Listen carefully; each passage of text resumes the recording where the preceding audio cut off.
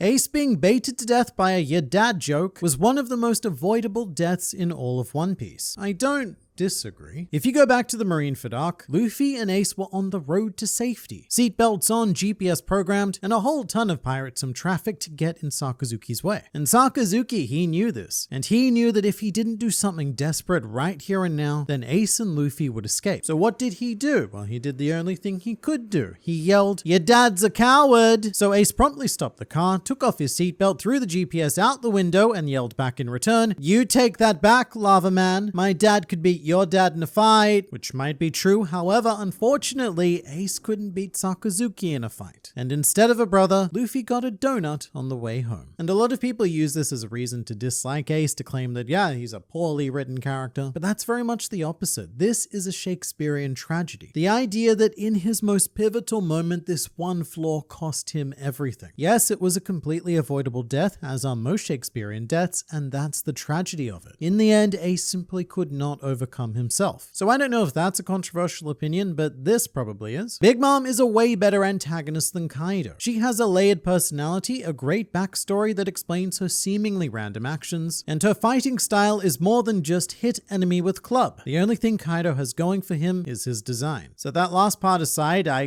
kind of agree. I mean, no, Big Mom wasn't the grand climactic arc antagonist that Kaido was, but I legitimately think that her story was better than his. Because I understand Charlotte Lin, an innocent, abandoned child with an insatiable demonic power, molded by her less than pure intentioned mentor figures. And I think that seeing Big Mom's flashback is what set expectations for Kaido, and maybe Doflamingo to a lesser degree, because with those two, Oda set up a bit of a trend of humanizing the villains. Oda gave him a very abridged hit the basic beat series of panels, not even a whole chapter, just a couple of pages, and as a result, I feel like I don't really know Kaido. Big Mom was a better villain, and then that's just kind of that. I still feel little to no tension in any arc post time skip. Something convenient always will just pop up to save the main cast. Alright, so this one I agree with. No, disagree. I meant to say disagree. Alright, so this one I'll disagree with, sort of. I mean, the word tension, it's become a bit of a meme in the online One Piece fan base. So here's my hypothesis on this. When catching up to One Piece, you're reading it at perfect pacing. You go from chapter to chapter and experience the story in one big glorious glob, which allows you to ride the narrative roller coaster and feel all of the feelings. And then when you switch to reading weekly, everything changes. To use the roller coaster analogy, you're still on the roller coaster, but you only move a couple of meters every week. And so the ride isn't going to be able to generate any tension because of these consistent breaks in the flow. In fact, I don't think I've ever felt tension reading One Piece weekly, which I've been doing for like 15 years now. And not that that's a bad thing, but I'd also like to ask the question of exactly what's changed for people between, say, pre and post time skip. Because pre-time skip, the exact same stuff happened. Whenever the crew were in a bad situation, something popped up to save them. Because if it didn't, then there wouldn't even be a post-time skip. Tension can only exist in an immersive setting. And reading manga weekly is inherently immersion breaking. Especially when, after reading a chapter, you go online, you talk about it, you dissect it, you theorize, etc. So there is just absolutely no way that tension can exist in that sort of environment. Oda doesn't foreshadow. He's just really good at retconning. This is a fun opinion. I don't disagree at all. I do think that Eiichiro Oda gets far too much credit for foreshadowing. As if 25 years ago, he had each and every step of this 1,000 plus chapter series planned out. He didn't. He definitely didn't. Oda's actual superpower is just being able to go with the flow and build the puzzle as he's putting it together. Which isn't to say that nothing is planned, a whole ton is, but I think that Oda is really good at making connections. Introducing two separate elements and then later on deciding that, yeah, they have a connection. Probably one of the best examples of that is Trafalgar Law and Doflamingo, both of which are notorious accidents. One Piece was originally meant to be about just facing the four emperors. The warlords are a bit of a whimsical addition near the beginning of the series, and the supernova are the most famously improvised moment of the entire manga. But Oda then took these two creations and entwined them in a very detailed backstory that made sense with the consistency of the world built so far. And that is Oda's true skill as an author. Thriller Bark is a great arc. I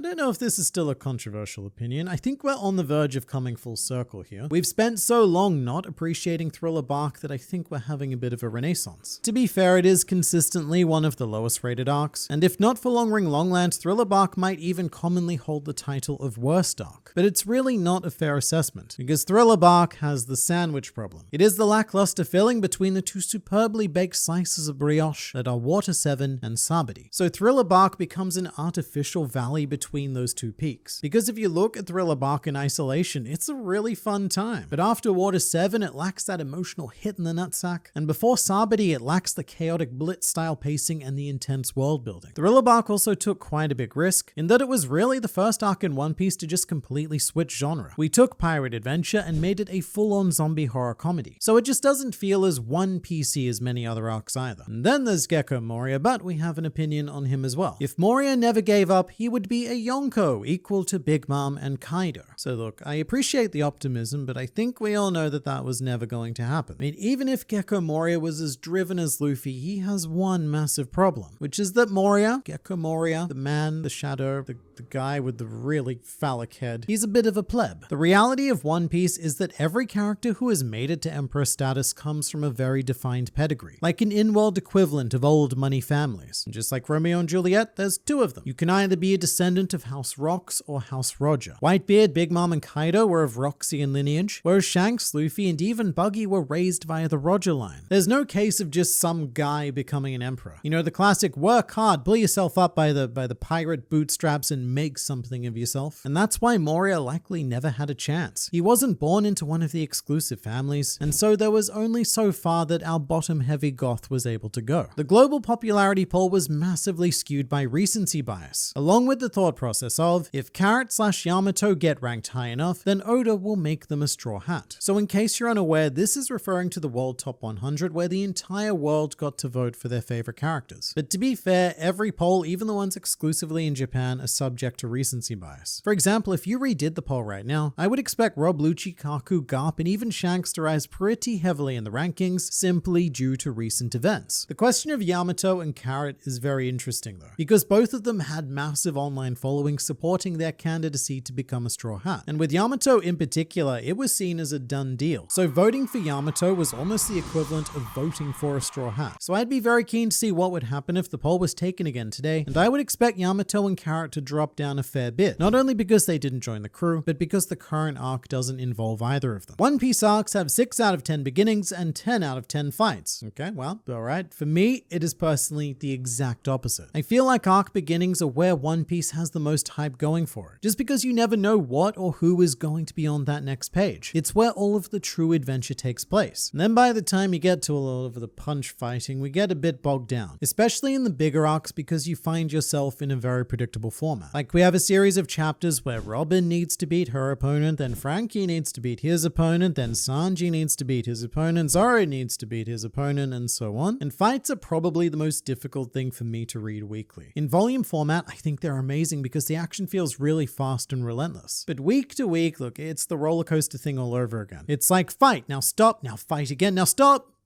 Fight again, and stop again, not too much. But arc beginnings are completely different, because each individual chapter offers new information, new characters, new fun discoveries, and I think it gives weekly readers a lot more to chew on than the fights. Reading One Piece with a power scaling approach is the equivalent of having someone prepare you a beautiful dinner and say, nah, let's just go to McDonald's. So this is quite appropriate because One Piece has just begun a collaboration with McDonald's, which gave us this beautiful image of Roger eating a burger at his execution and encouraging people to search McDonald's for his burger. But it's probably no surprise that I agree with the general sentiment though. I mean, I do think that power scaling is important to a point, because the world does need to have some level of consistency or it breaks immersion. But what I've never really understood is getting into those passionate, heated debates about power scaling, because the answer in the story is always, whoever the author wants to win is always going to win. So I'd say that focusing on the power scaling is more like the equivalent of someone preparing you a beautiful dinner, except you show up at the wrong house. Because in my opinion, power scaling is kind of missing the point of most stories. The Straw Hats have stagnated heavily as characters since the time skip, with Sanji being the only one to get significant character growth outside of power levels and status. I don't really blame anyone for feeling this way. I mean, that's the problem when your characters are mostly archetypes. Luffy, for example, almost never changes. In fact, over the course of over 1,000 chapters, he's only kept doubling down in his beliefs and his actions. But that's because One Piece is less about Luffy's personal growth and more about how he changes the world around him, which is epitomized these days by his sun god status. And the rest of the crew, for the most part, aren't too different. They have their mythological origin stories, and now they also serve as archetypal figures, with a few exceptions. And I think the divide comes because 9 of these mythological backstories were told pre-time skip, whereas in post-time skip, the story has taken on a much wider focus. With that said, the only time it really bothers me is the movies, because every One Piece movie has the exact same job. They have to introduce the entire crew in the space of like 60 seconds. And because the time is so constrained, it always boils down to the same stuff that we've been seeing for decades. Zoro and Sanji argue, Nami gets angry, Usopp gets scared, etc. You know how it goes. That's the only time I truly feel like the Straw Hats stagnate, because the movies don't have the luxury of expanding on these characters in any meaningful way, nor do they have the time to do so if they wanted to. So in the One Piece movies, the Straw Hats do always feel a bit like caricatures to me. Oda is not taking the time to detail his story like he used to do. He seems so driven to actually finish rather than keep the quality we have grown accustomed to. This is a tricky one. One Piece right now is a bit of a weird series because at any given time you could argue both that it's going too fast and it's going too slowly. And I think that's because we're in uncharted storytelling territory. No other manga has ever grown to the scale that One Piece has. The world is so big and its characters so numerous that there is no precedent for this. And because nobody knows how things are supposed to go, everyone has their own ideals when it comes to pacing and depth and all of the story features. So we find ourselves in a really weird space where some people are experiencing the series go by far